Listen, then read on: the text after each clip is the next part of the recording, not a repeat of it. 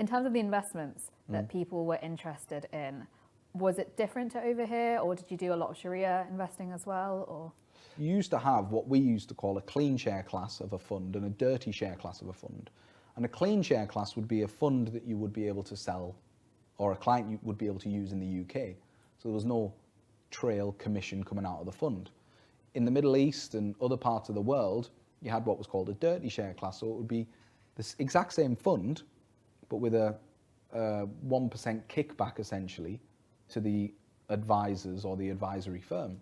So clients would end up paying double the amount of money in fees, and obviously advisors would be earning double the amount as well.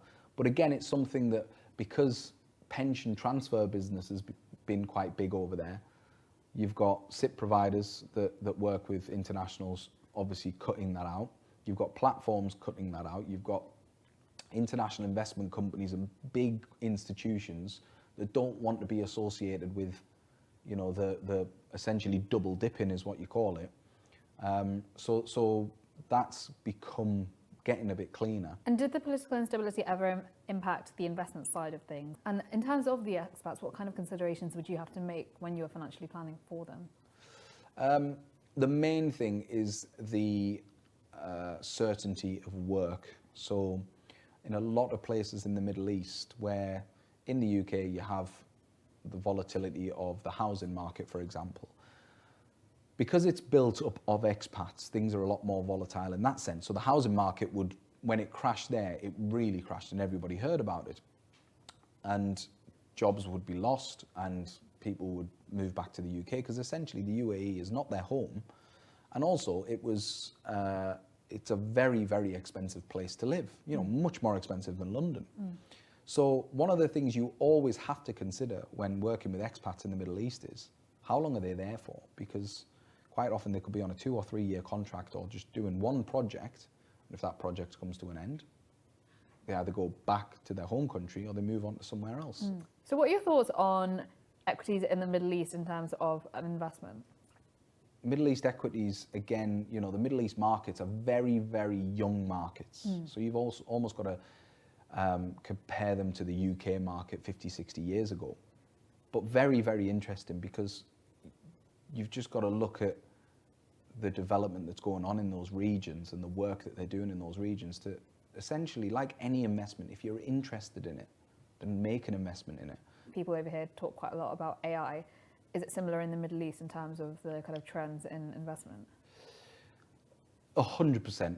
They don't want to be left behind with technology, and they definitely will invest in something that is going to benefit their country in the long term. And I remember I had an office in 2019 in the financial centre, and you used to see all these startup hubs, and they've got similar startup hubs to what you have here in London.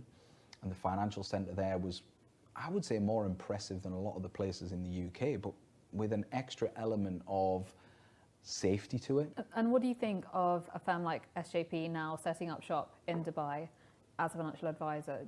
If you want to do it right in the Middle East, you need huge financial backing, because if you want to go there and run a fee-based model, you're going to lose money for the first 2 or 3 years of doing it. For somebody like me who started his business, you know, from scratch and no financial backing and wants to be independent, and I've said this a number of times, I don't want to be taken over by a consolidator or a backer who's going to force me into selling certain funds. I want to be independent.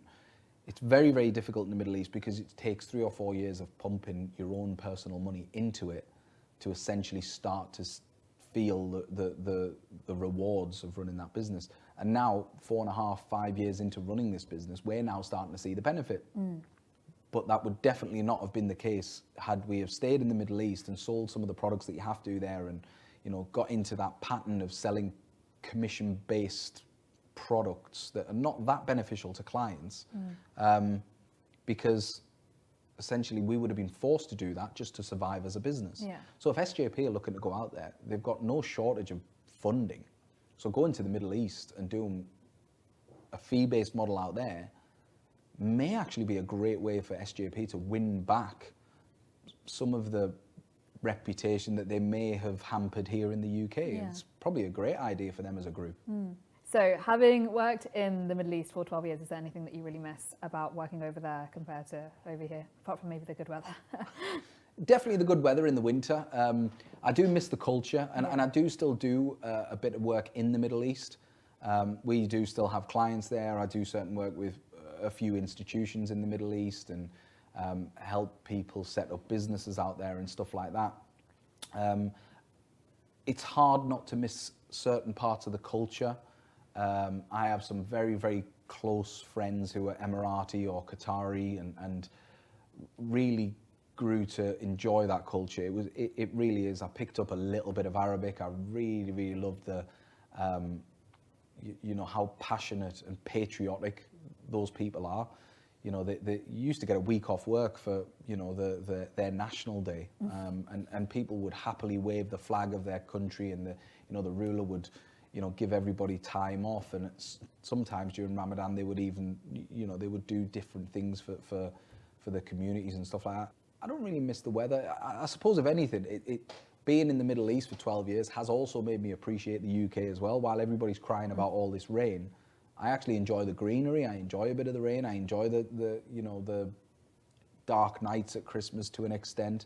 I just wish it would get lighter a bit earlier in the morning, because I'm the kind of person that wakes up at 5 in the morning. Oh, that must be annoying. For my wife, it's annoying, yeah. Yeah.